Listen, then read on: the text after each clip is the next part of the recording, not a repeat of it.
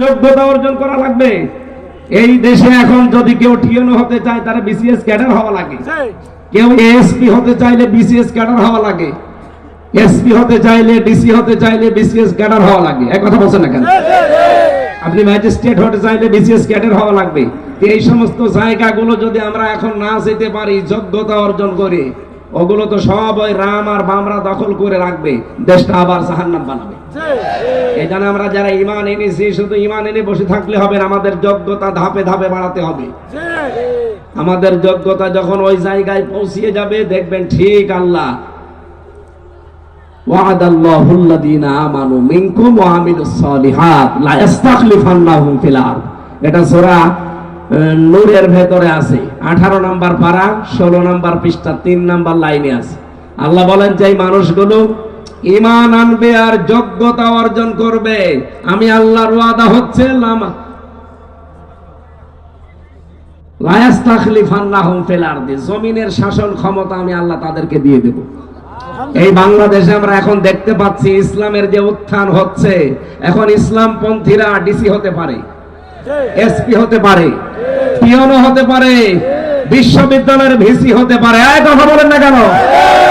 আমার কুষ্টিয়া ভার্সিটির ভিসি যিনি, উনি মাদ্রাসা থেকে কামিল পাস। আজ বাংলাদেশের সব জায়গাগুলো যদি আমরা ইসলামপন্থী মানুষগুলো এভাবে যোগ্যতার ভিত্তিতে নিতে পারতাম, যদি যেতে পারতাম, চিকিৎসা বিভাগ আজ দুর্নীতিতে চ্যাম্পিয়ন হয়। কেন হবে? বাংলাদেশের ডাক্তারগুলো ডাক্তার মতিয়ার রহমানের মতো তৈরি করেন, ডাক্তারগুলো ডাক্তার শাহিন জব্বারের মতো তৈরি করেন, ডাক্তারগুলো ডাক্তার ফাতেমা সিদ্দিকা রাজশাহী এর মতো বানান। এভাবে ডাক্তার তৈরি করে ছেড়ে দেন, চিকিৎসা বিভাগটা দুর্নীতিগ্রস্ত না, দুর্নীতি মুক্ত হতে বাধ্য হবে ইনশাআল্লাহ। বিশ্ববিদ্যালয়গুলোতে কোনো সিন্ডিকেট থাকবে না। এই জন্য ঈমান এনে বসে থাকলে হবে, আমাদের যোগ্যতা বাড়তে হবে। আজ মায়ের সাথে জেনা হচ্ছে প্রকাশ্যে, কোথায় হলো? কোথায় হলো মানে যারা এই যে টাকা ছেড়ে রাখেন, টাকা ছেড়ে রাখে 1000, প্রতি মাসে মাসে 200 টাকা বেশি না, এটা মায়ের সাথে জেনা করা। এলাকায় নেই? কারা কারা এরকম টাকা ছেড়ে রাখেন? হাত তোলেন তো। কই আন্দাজে বলেন কেন? এলাকায় থাকবে কেন? সব আল্লাহর ওলি বসে আছে না। যদি এরকম কোন কাজে কেউ থাকেন, আপনি টাকা ছেড়ে দেবেন, আসল টাকাটা রেখে সুদ ছেড়ে দেবেন। কারা কারা ছেড়ে দিতে রাজি আছেন? আল্লাহকে হাত দেখান। এলাকায় সুদ আছে?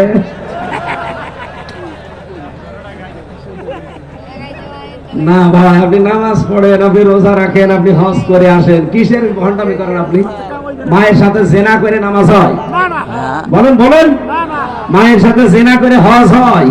অথচ এই কাজ আমরা ইসলামী অর্থনীতি না থাকার কারণে করছি। এখন বলেন, বাংলাদেশে যত ব্যাংকিং ব্যবস্থা আছে, এই মুশারাকা, মুদারাবা, মুরাবাহা, এই নিয়ম নীতিগুলো চালু করবে ফেরেশতারা? কারা? আমাদের এই জায়গাগুলোতে যাওয়া লাগবে না? সালেহ মানে যোগ্য, এজন্য আমাদের যোগ্যতা লাগবে। এইটার জন্য যদি চেষ্টা করেন 60 বছর নফল ইবাদতের চাইতে বেশি সওয়াব পাবে। এই কথাগুলো আমরা বোঝাতে পারি না। আল্লামা সাইদি এইটাই বোঝাতে চেয়েছিল যে ঘরে বসে সুবহানাল্লাহ 1000 বার পড়ার চাইতে এই সুবহানাল্লাহটা একটু সংসদে নিয়ে যান।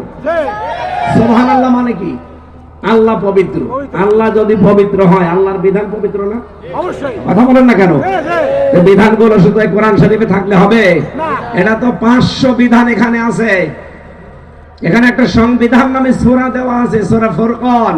এর ভেতরে 77টা আয়াত আছে, 73টা ধারা আছে। এটা যদি বাংলাদেশের সংবিধানে আমরা কায়েম করতে পারতাম, এই দেশের মানুষকে গাঁজা খেলে জেলে দেয়। আমি নিজে দেখেছি, গাঁজা খেলে জেলে দিয়েছে, যে হাফিজ আছে পেছনে, ও ভেতরে যে গাঁজার গাছ লাগিয়েছে। জেলার একদিন এসে বলছে, আরে গাঁজা খেলে পুলিশে ধরে জেলে দেয়, আর জেলের ভেতরে গাঁজার গাছ লাগিয়েছে, এখন আবার দেব কোথায়? 73টা ধারা যতদিন বাংলাদেশের সংবিধানে আমরা প্রতিস্থাপন করতে না পারবো, 17 বার নাকি এই বাংলার সংবিধান কাটা ছাটা হয়েছে, পরিবর্তন হয়েছে, একবারও পরিবর্তন করা লাগবে না। এইটা নিয়ে যান, শুধু ওই 77টা ধারার 73টা ধারা নিয়ে যান, বাংলাদেশ মিনি জান্নাত হয়ে যাবে। চোর গেলে আর ডাকাত হয়ে বের হবে না, ডাকাত গেলে খুনি হয়ে বের হবে না, যদি যায় কোনোদিন জেলখানায় তো থাকবে না। আর যদি থাকেও সংশোধনের জন্য ওখান থেকে আল্লাহর ওলি হয়ে বের হবে। হ্যাঁ, কথা বলেন না কেন? আমরা ওইটা চাচ্ছি সামনে। আমরা ইসলামী অর্থনীতিতে আল্লাহর ওলি হব, আমরা সমাজনীতিতে আল্লাহর ওলি হব। এই কথা বলেন না কেন? শয়তান যাদেরকে সবচাইতে বেশি ঘৃণা করে, কয় প্রকার মানুষ? 20 প্রকার। বলেন বলেন। আর 10 প্রকার নবীর উম্মতের ভেতরে 10 প্রকার মানুষের কাছে খুব ভালোবাসার। তাদের ভেতরে 1 নাম্বার আমি পেয়েছি আল ইমামুস সাহের, যারা জালেম শাসক। এটা তো আর দুনিয়ায় নেই, আছে। 2 নম্বরে বেশি অহংকারী লোক, আছে। 3 নম্বরে বেশি কৃপণ ধনী, সম্পদ উপার্জনে কোনো খেয়াল রাখে না। বাবা শাহজালাল, মদের কাছে কুত্তা বিড়াল সব হালাল। কোন হাত দিয়ে যে টাকা পয়সা আসছে যাদের খেয়াল নেই, এরকম ধনী যারা, তারা শয়তানের বন্ধু। বলেন নাউজুবিল্লাহ। বাংলাদেশে প্রকার মানুষ নেই। 4 নম্বরে বেশি ওই আলেম যে জালেমের পক্ষে সাফাই গায়। এই 15.5 বছরের যেটা বেশি হয়েছে। এই কথা বলেন না কেন? তাহলে শয়তানের বন্ধু আলেমদের ভেতরেও ছিল না? বলেন। 5 নম্বরে পেয়েছে যারা খেয়ানতকারী ব্যবসায়ী। এটা খাদ্যে ভেজাল দেয়, ফরমালিন মেশায়। তীর গ্রুপের মালিক নাই এনারা? তেলের ভেতরেও কত রকমের 2 নাম্বারই দেয়, কিন্তু এটার এখনো ঠিক আছে মানটা। ওটা